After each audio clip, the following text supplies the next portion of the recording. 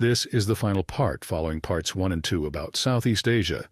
As we have seen, Southeast Asia can be divided into continental and maritime regions, which have influenced each other significantly.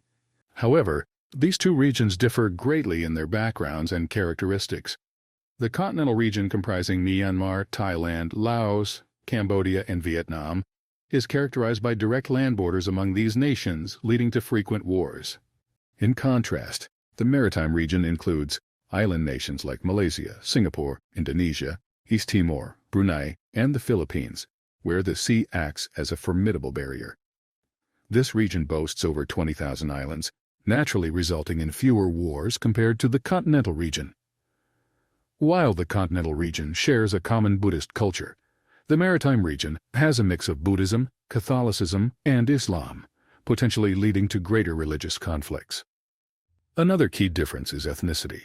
Each country in the continental region has its distinct ethnic groups.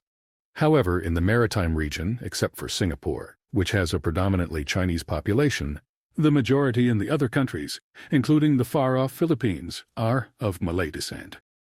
Yet, conflicts arise in both regions, in the continental region due to differences, and in the maritime region due to similarities. A prime example of this is the conflict between Malaysia and Indonesia. The clash between these two countries, almost akin to siblings, is central to the conflicts in the Southeast Asian maritime territories and carries the most influence. Historically, these two nations were part of the same empire. From the 7th to the 14th century, they were both part of the Srivijaya Empire, with its capital in Palembang, the host city of the 2018 Asian Games.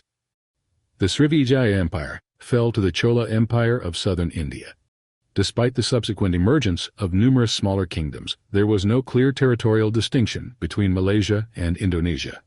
Historically, Indonesia has always been considered the elder sibling. Palembang is located on Indonesia's Sumatra Island, and during this period, many Indonesians migrated to the Malay Peninsula, forming the Malay ethnic group.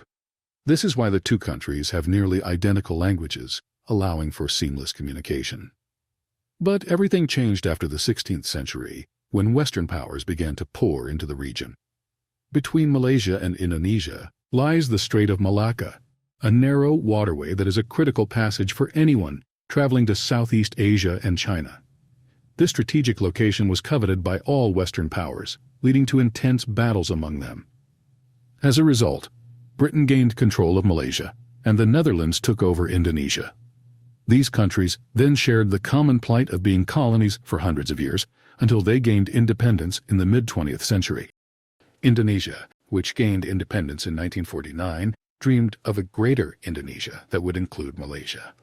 However, this dream was thwarted by Britain, which controlled Malaysia at the time.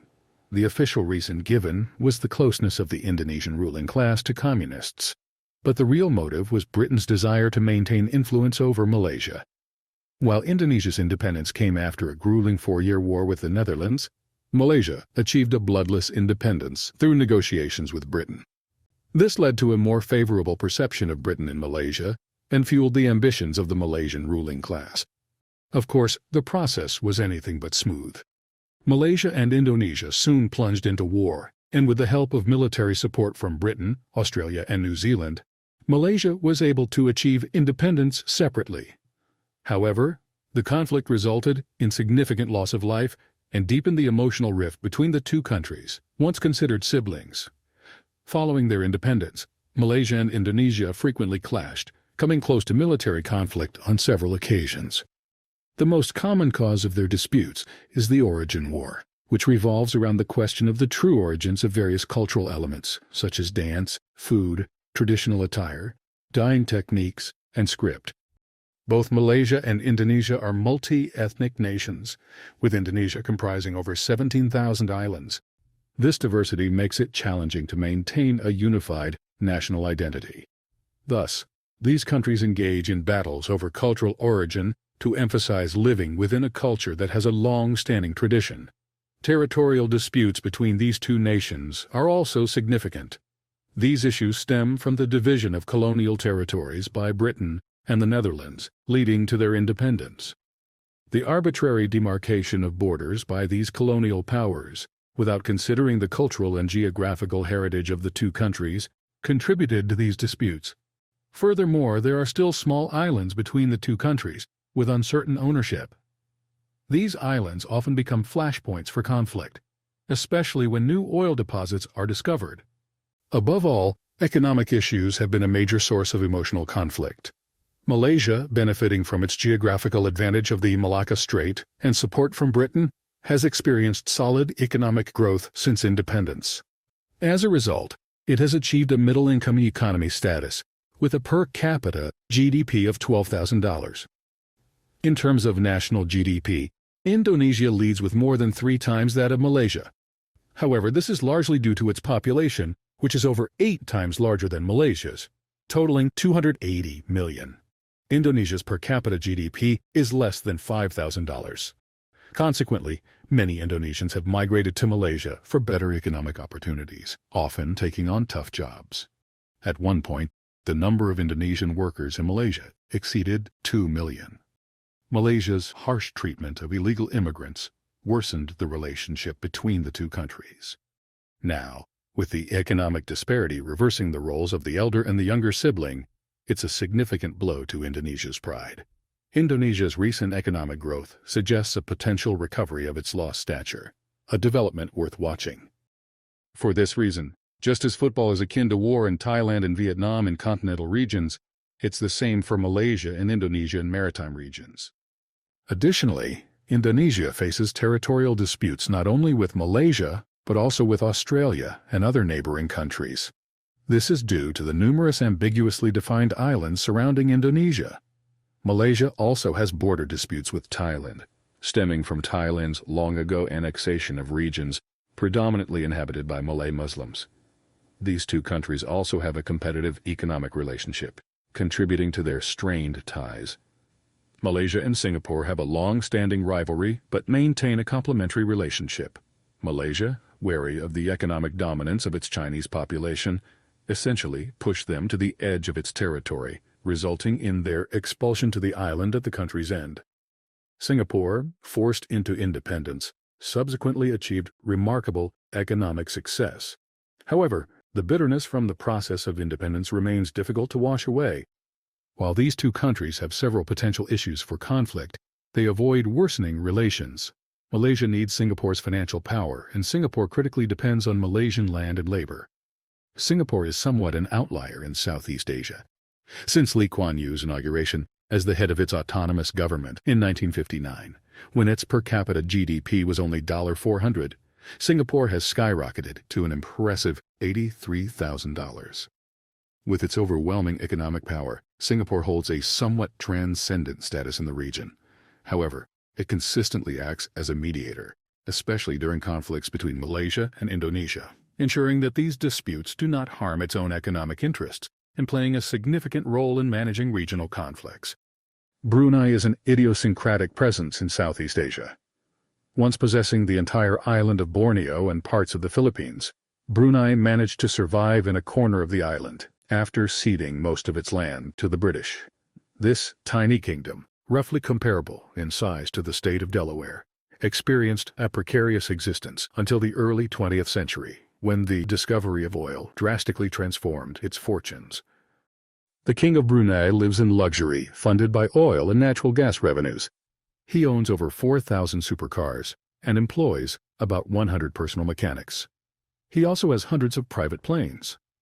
However, unlike some Middle Eastern countries, Brunei provides its citizens with an almost paradise-like welfare system. The nation's 1.4 million residents don't pay taxes. Instead, they receive allowances from the king.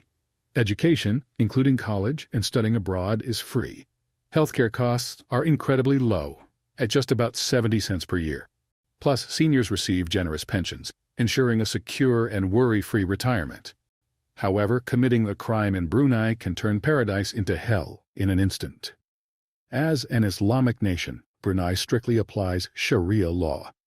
Depending on the severity of the crime, punishments can be harsh: flogging that can break bones for certain offenses, amputation for theft, and stoning to death for adultery.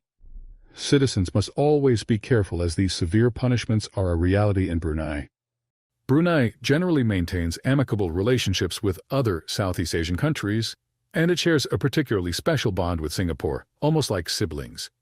This close relationship stems from Brunei's substantial economic support to Singapore during its most challenging times. East Timor, located at the eastern end of Indonesia, is one of the smallest countries in Asia and has only achieved full independence about 20 years ago. Still struggling for survival in Southeast Asia, East Timor, despite its long 500-year fight for independence, faces continuous concerns about how it will overcome the harsh realities of international politics. If Singapore is considered an outlier in Southeast Asia, the Philippines could be seen as the region's stranger. Comprising over 7,000 islands, the Philippines' geographical dispersion and isolation have historically hindered the development of a strong sense of nationhood and national identity. The Philippines' historical records primarily begin with its colonization by Spain in the 16th century, meaning it lacks the shared historical experiences common to other Southeast Asian nations. Centuries of extensive intermixing have resulted in physical appearances that are somewhat distinct from other Southeast Asians. Unlike the majority Buddhist and Muslim populations in other Southeast Asian countries, the predominant religion in the Philippines is Catholicism.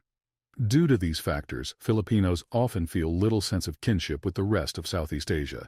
Additionally, the Philippine upper class is predominantly comprised of a minority of mixed European and Chinese descent, rather than the majority Malay population, further distinguishing the Philippines from its Southeast Asian neighbors. With this, we conclude the basic introduction necessary to understand Southeast Asia.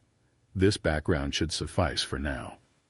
Moving forward, we will delve into more detailed discussions, covering major Southeast Asian topics once or twice a month.